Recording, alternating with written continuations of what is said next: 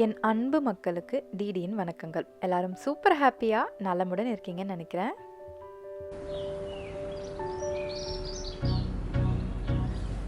நம்ம சேனலை தொடர்ந்து பார்த்துட்ருக்கவங்களுக்கு தெரியும், இந்த செடியில் முதல்ல மொட்டுக்களே இல்லாமல் இருந்தது.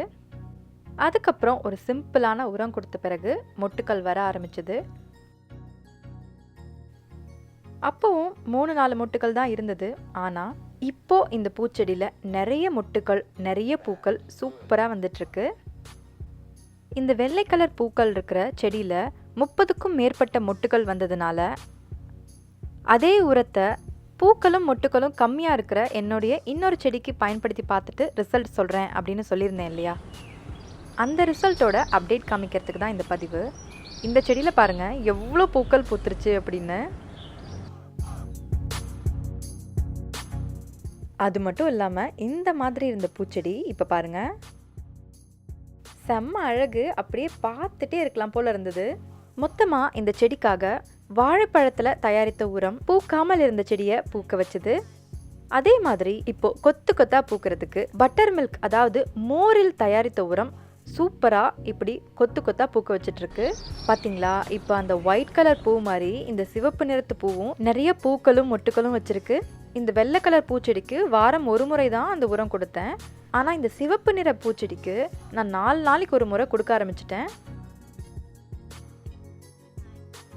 உரம் தயாரிப்போட டீட்டெயில்ஸை இந்த வீடியோவில் சொன்னால் தொடர்ந்து பார்க்குறவங்களுக்கு போர் அடிச்சிடும். இந்த வாழைப்பழத்து உரமும் மோர் சேர்த்த உரமும் எப்படி செய்யணும் அப்படின்னு நீங்கள் தெரிஞ்சுக்க விருப்பப்பட்டீங்கன்னா டிஸ்கிரிப்ஷன்லேயும் கமெண்ட்ஸ்லேயும் கொடுக்குறேன். இந்த வீடியோவில் தொடர்ந்து இன்னொரு அப்டேட்டும் பார்க்கலாம்.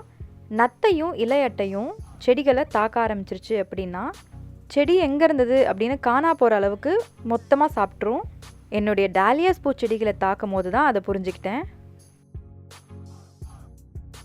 இப்போ இந்த செடிகளில் இவ்வளோ அழகாக பூக்கள் இருக்குது அப்படின்னா உரம் ஒரு பெரிய காரணமாக இருந்தாலும் இந்த பூச்சிகள்கிட்ட இருந்து செடியை காப்பாற்றினது தான் ஒரு பெரிய விஷயம்.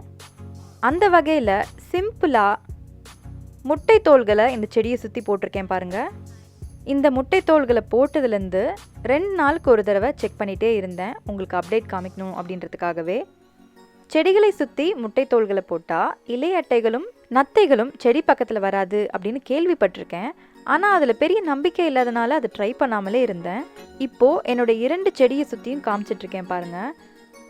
இந்த முட்டை தோல்களை போட்டதுலேருந்து செடி பக்கத்தில் நத்தையும் இலையட்டையும் வரவே இல்லைங்க. உங்களுக்கும் இந்த ப்ராப்ளம் இருந்ததுன்னா முட்டை தோல்களை ரொம்ப பொடிச்சு போடாமல் இந்த மாதிரி ஷார்ப்பாக இருக்க மாதிரியே போட்டு விடுங்க.